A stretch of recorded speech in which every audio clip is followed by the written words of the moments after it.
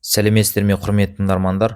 Егер сізде асқазан ауруы болса, өт ауруы болса, өтіңіз тола беретін болса, бауыр ауруы болатын болса, дәл мен айтқан осы шөпті ішетін болсаңыз, сізден бұл аурулар қашатын болады. Және де бүгінгі талқылайтын тақырыбымыз салаубас, яғни орысша айтқан кезде бессмертник шөбі жайлы айтып өтетін боламын. Бұл тақырыпта мен сіздерге бессмертниктің қандай пайдасы бар, зияны бар, қандай аурулар кезінде қолдану керек, және де қандай рецепт арқылы бұл дәрілік препараттық ішеміз, сол жайлы толыққанды түсіндіріп өтетін боламын. Жалпы бұл салаубас гүлі, бұл Қазақстанның осы шөлді, құмды, таулы аймақтарының барлығында өседі.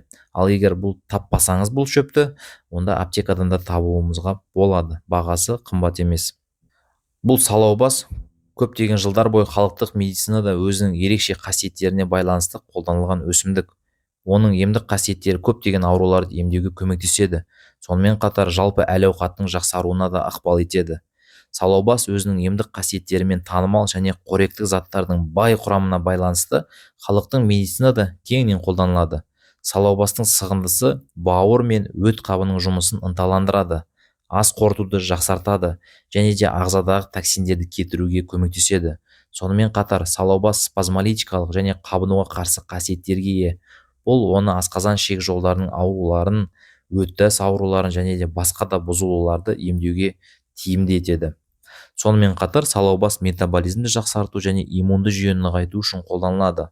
Бұл шаршауды жеңілдетуге, дененің жалпы тонусын арттыруға, бұл оны созылмалы шаршаудан және энергия деңгейін төмендеуімен сезінетін адамдарға пайдалы етеді.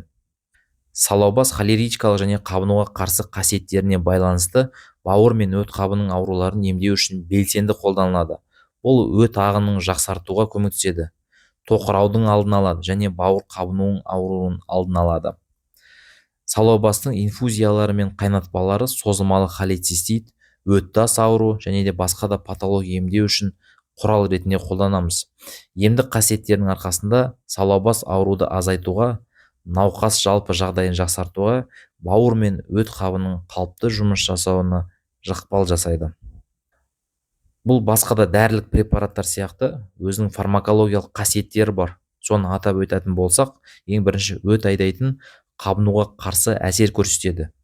Өт секрециясын күшейтеді. Ондағы билирубин мөлшерін арттырып, өт қабының тонусын арттырады және өттің ағып шығуына ықпал етеді. Өт қабы мен өт шығару жолдарының сфинктерінің тегіс бұлшықеттерін босаңсытатын әсер көрсетеді. Өттің тұтқырлығын және химиялық құрамын өзгертіп, өтті сұйылтады, солайша тас пайда болуының алдын алады. Асқазан сөлінің бөлуін көтермелей отырып және асқазан мен ішектің эвакуаторлық функциясын баяулата отырып, астың барынша сапалы қорытылуына ықпал жасайды. Ұйқы безінің сыртқы секреция қызметін белсендіреді. Ішек қан тамырларын кеңейтеді. Ішектің өт жолдарының, өт қабының, қан тамырларының тегіс бұлшықеттеріне спазмолитикалық әсер көрсетеді. Асқазан сөлінің секрециясын көтермелейді және ұйқы безінің секрециясын қабілетін белсендіреді, диурезді арттырады. Осындай фармакологиялық керемет әсерлері бар. Ал енді біз қандай ауруларда қолданамыз, сол жайлы айтып өтетін боламын. Ең бірінші бұл созылмалы гепатит кезінде қолданамыз, яғни созылмалы бауырдың қабыну аурулары кезінде қолдансақ өте жақсы көмектеседі.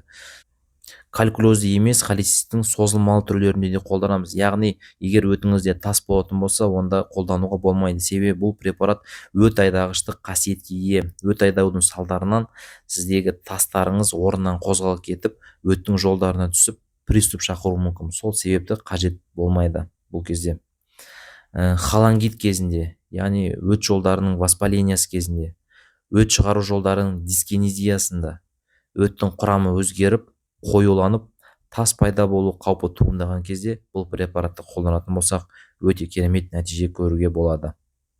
Ал бұл шөпті біз қолдану тәсілдері мен дозаларына келіп тоқталатын болсақ, егер сіз осы шөпті таулы аймақтардан жұлып әкелетін болсаңыз, сізге тек қана гүлі қажет болады, именно осы сары гүлдер қажет болады. Себебі осы сары гүлдерінде пайдалы қасиеттері өте жоғары басқа сабақтарына қараған кезде.